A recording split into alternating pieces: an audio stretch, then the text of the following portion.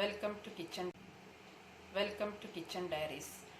നമ്മൾ ഇന്നിവിടെ തയ്യാറാക്കാൻ പോകുന്നത് ഒരു സ്വാദിഷ്ടമായ ഫിഷ് മോളി ആണ്. ഇത് നെയ്മീൻ ഉപയോഗിച്ചാണ് ഞാൻ തയ്യാറാക്കിയിരിക്കുന്നത്. ഇത് അപ്പത്തിനും പത്തിരിക്കും ചപ്പാത്തിക്കും പൂരിക്കും എല്ലാം പറ്റിയ നല്ല ഒരു കോമ്പിനേഷനാണ്. എല്ലാവരും ഇത് ട്രൈ ചെയ്ത് നോക്കിയിട്ട് സപ്പോർട്ട് അറിയിക്കണം. ഇതിനു വേണ്ടുന്ന ഇൻഗ്രീഡിയൻസ്: നെയ്മീനാണ് ഞാനിവിടെ എടുത്തിരിക്കുന്നത്. ഇത് 1 ടേബിൾ സ്പൂൺ കുരുമുളക് പൊടിയും 1 ടേബിൾ സ്പൂൺ ചെറുനാരങ്ങ നീരും ആവശ്യത്തിനുള്ള ഉപ്പും ചേർത്ത് മാരിനേറ്റ് ചെയ്ത് വെച്ചിരിക്കുകയാണ്. ഇത് 20 മിനിറ്റ് നേരം മാരിനേറ്റ് ചെയ്ത് വെക്കുന്നതാണ് നല്ലത്. മീൻ ഏതായാലും കുഴപ്പമില്ല, പക്ഷേ കൂടുതൽ ടേസ്റ്റ് ഉണ്ടാവുക നെയ്മീനാണ്. ദശക്കട്ടിയുള്ള ഏത് മീനും എടുക്കാൻ പറ്റും. 3 സവാള നേർമയായി അരിഞ്ഞതാണ് എടുത്തിരിക്കുന്നത്. 1 ടേബിൾ സ്പൂൺ ഇഞ്ചി ചതച്ചെടുത്തത്, 1 ടേബിൾ സ്പൂൺ വെളുത്തുള്ളി ചതച്ചെടുത്തത്, 5 വലിയ പച്ചമുളക് ആണ് ഉപയോഗിച്ചിരിക്കുന്നത്. ആവശ്യത്തിനുള്ള എരിവിന് വേണ്ടി വേണമെങ്കിൽ അധികം യൂസ് ചെയ്യാം. ഇതിൽ കുരുമുളകിൻ്റെയും പച്ചമുളകിൻ്റെയും എരിവാണ് നമ്മൾ ചേർക്കുന്നത്. 1 തക്കാളി നേർമയായി സ്ലൈസ് ചെയ്തെടുത്തിരിക്കുന്നത്, ആവശ്യത്തിന് കറിവേപ്പില, 1 ടേബിൾ സ്പൂൺ കുരുമുളക് പൊടിച്ചത്, 1/2 ടേബിൾ സ്പൂൺ മല്ലിപ്പൊടി, 1/2 table spoon garam masala, 12 cashew ആണ് എടുത്തിരിക്കുന്നത്. ഇത് അരച്ച് നമുക്ക് കറിയിൽ ചേർക്കണം, എന്നാൽ ആ കറിക്ക് ആവശ്യത്തിനുള്ള കൊഴുപ്പ് കിട്ടും. തേങ്ങയുടെ 1-ാം പാൽ 1 ഗ്ലാസ് എടുത്തിട്ടുണ്ട്. 2 ഗ്ലാസ് 2-ാം പാലും വേണം. 2-ാം പാലിലാണ് നമ്മൾ മീൻ വേവിച്ചെടുക്കുന്നത്. ഇനി നമുക്ക് മീൻ ഫ്രൈ ചെയ്തെടുക്കാൻ വേണ്ടി ഒരു പാൻ അടുപ്പത്ത് വെച്ച് അതിലേക്ക് ആവശ്യത്തിന് വെളിച്ചെണ്ണ, കോക്കനട്ട് ഓയിലിൽ ചെയ്യുന്നതാണ് ഏറ്റവും നല്ലത്, ചേർക്കുക. എണ്ണ ചൂടായതിനു ശേഷം മീൻ കഷ്ണങ്ങൾ നമ്മൾ ഇതിലേക്ക് ചേർക്കുകയാണ്. ഫ്രൈ ചെയ്തെടുക്കണം. ഷാലോ ഫ്രൈ ചെയ്താൽ മതി, ഡീപ് ഫ്രൈഡ് ആവശ്യമില്ല. പിന്നെ കറിയിൽ കിടന്ന കഷ്ണങ്ങളെല്ലാം ഒന്നുകൂടി വേവുന്നത് കൊണ്ട് ഒന്ന് രണ്ട് മറച്ചെടുക്കുക.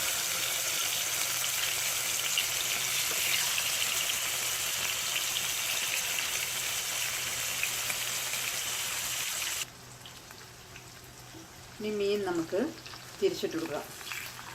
ഒന്ന് ഫ്രൈ ആയി കിട്ടാൽ മതി. നല്ലോണം മുരിച്ചെടുക്കേണ്ട ആവശ്യമില്ല.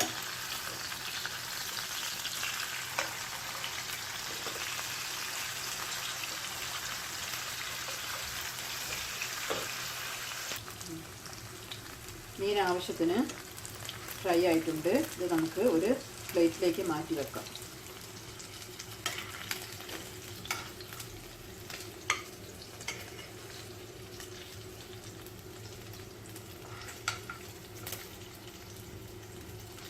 ഈ കറിയിൽ കിടന്ന മീൻ ഒന്നുകൂടി വേവുന്നത് കൊണ്ടാണ് പെട്ടെന്ന് എടുക്കുന്നത്.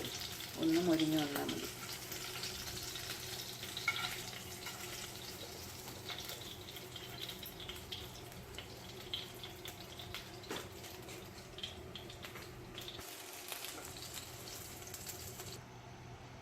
കട്ടിയുള്ള ഒരു പാൻ അടുപ്പിൽ വെച്ചതിന് ശേഷം അതിലേക്ക് നമ്മൾ മീൻ ഫ്രൈ ചെയ്യാൻ ഉപയോഗിച്ചിരുന്ന ഓയിൽ അതിലേക്ക് ഒഴിക്കുക.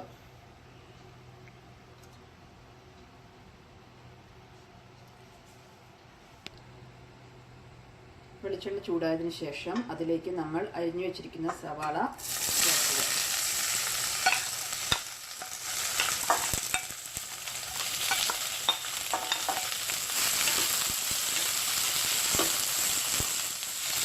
സവാള നന്നായി വഴന്നു വരുന്നത് വരെ ഇളക്കിക്കൊണ്ടിരിക്കുക. ഇതിലേക്ക് കുറച്ച് ഉപ്പ് കൂടി ചേർത്ത് കഴിഞ്ഞാൽ അത് പെട്ടെന്ന് വാടി കിട്ടുന്നതാണ്.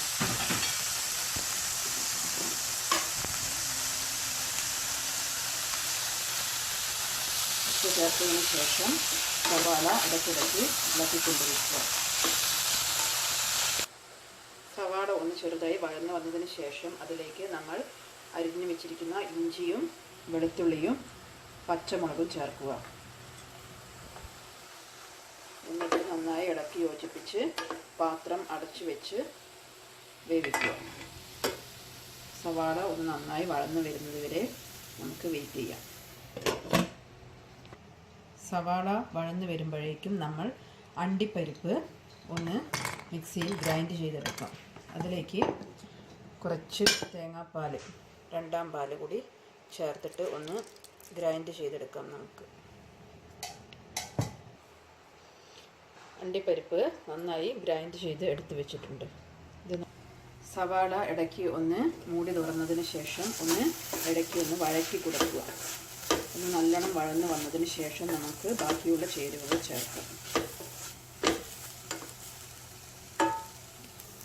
ഉള്ളി ആവശ്യത്തിന് വഴന്ന് വന്നിട്ടുണ്ട്. ഇനി ഇതിലേക്ക് നമുക്ക് കുരുമുളക് പൊടി ചേർക്കാം. എരിവിനനുസരിച്ച് ആവശ്യമുള്ളത്ര ചേർക്കുക. പിന്നെ മല്ലിപ്പൊടി, കുറച്ച് ഗരം മസാല ഇത് ചേർത്ത് നന്നായി വഴറ്റിയെടുക്കുക. ഇതിൽ കുരുമുളകിൻ്റെ എരിവും പച്ചമുളകിൻ്റെ എരിവും മാത്രമാണ്. ചുവന്ന മുളക് പൊടി നമ്മൾ ചേർക്കാറില്ല, മഞ്ഞളും ചേർക്കാറില്ല. ഞങ്ങളുടെ നാട്ടിൽ സ്റ്റ്യൂ എന്ന് പറയുന്നത് മഞ്ഞൾ ചേർക്കാത്ത സ്റ്റ്യൂ ആണ്. പൊടിയുടെ പച്ചമണം മാറി വന്നതിന് ശേഷം നമ്മൾക്ക് ഇതിൽ നേരത്തെ തയ്യാറാക്കി വെച്ചിരിക്കുന്ന തേങ്ങയുടെ രണ്ടാം പാൽ ചേർക്കുക.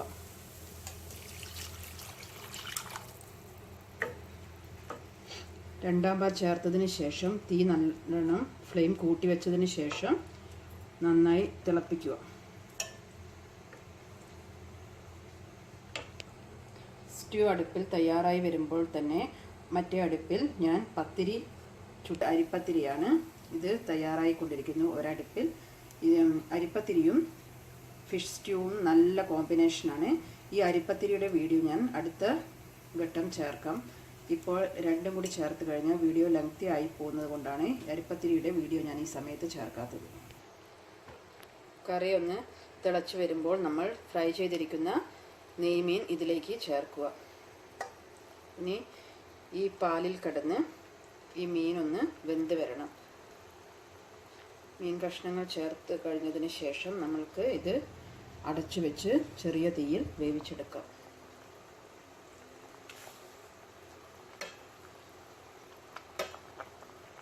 ഈ കറി പാലപ്പത്തിനും ചപ്പാത്തിക്കും പൂരിക്കും എല്ലാം നല്ലൊരു കോമ്പിനേഷനാണ്. മീൻ കഷ്ണങ്ങൾ ചേർത്തതിന് ശേഷം അടുപ്പിൽ മൂടി വെച്ചതിന് ശേഷം ചെറിയ തീയിൽ കിടന്ന് കുറച്ചൊരു 10 മിനിറ്റ് നേരം വേവട്ടെ. മീൻ നല്ലോണം തിള വന്നതിന് ശേഷം മൂടി തുറന്നതിന് ശേഷം അതിലേക്ക് അണ്ടിപ്പരിപ്പ് അരച്ചു വെച്ചിരിക്കുന്നത് ചേർക്കുക.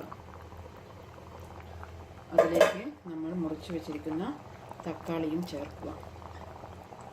തക്കാളിയുടെ പുളിയും മാത്രമാണ് ഇതിലുള്ളത്, അല്ലാതെ നമ്മൾ വാളൻ പുളിയോ അല്ലെങ്കിൽ കുടംപുളിയോ ഒന്നും ചേർക്കുന്നില്ല. ഈ തക്കാളിയുടെ പുളിയാണ് ഇതിലുള്ളത്.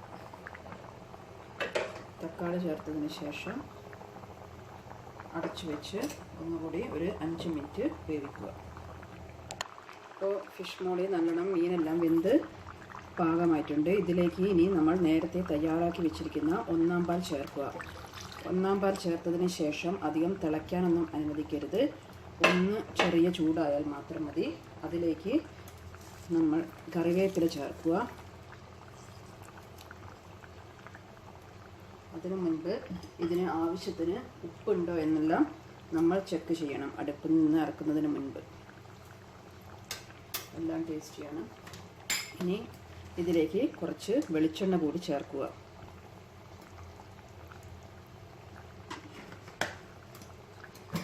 തേങ്ങാപ്പാൽ ചേർത്തതിന് ശേഷം ഒന്ന് ചുറ്റിച്ചെടുത്താൽ മതി. നമ്മൾ തവിയിട്ട് ഇളക്കുമ്പോൾ മീൻ കഷ്ണങ്ങൾ പൊടിഞ്ഞു പോവും. അതുകൊണ്ട് ഇപ്പോൾ നമ്മുടെ സ്വാദിഷ്ടമായ ഫിഷ് മോളി ഇവിടെ തയ്യാറായിക്കൊണ്ടിരിക്കുകയാണ്. ഇനി അടുപ്പിൽ നിന്ന് ഇറക്കാവുന്നതാണ്. ഇപ്പോൾ നമ്മുടെ സ്വാദിഷ്ടമായ ഫിഷ് മോളി ഇവിടെ തയ്യാറായിട്ടുണ്ട്. ഇത് ഒരു സെർവിങ് ബൗളിലേക്ക് മാറ്റിയതാണ്. ഇത് ട്രൈ ചെയ്ത് നോക്കണം. ഇത് അപ്പത്തിനും ചപ്പാത്തിക്കും പൂരിക്കും എല്ലാം പറ്റിയ ഒരു കോമ്പിനേഷൻ ആണ്. എല്ലാവരും ഇത് ട്രൈ ചെയ്ത് നോക്കിയിട്ട് ഈ ചാനൽ സപ്പോർട്ട് ചെയ്യുക, സബ്സ്ക്രൈബ് ചെയ്യുക, ലൈക്ക് ചെയ്യുക, ഷെയർ ചെയ്യുക.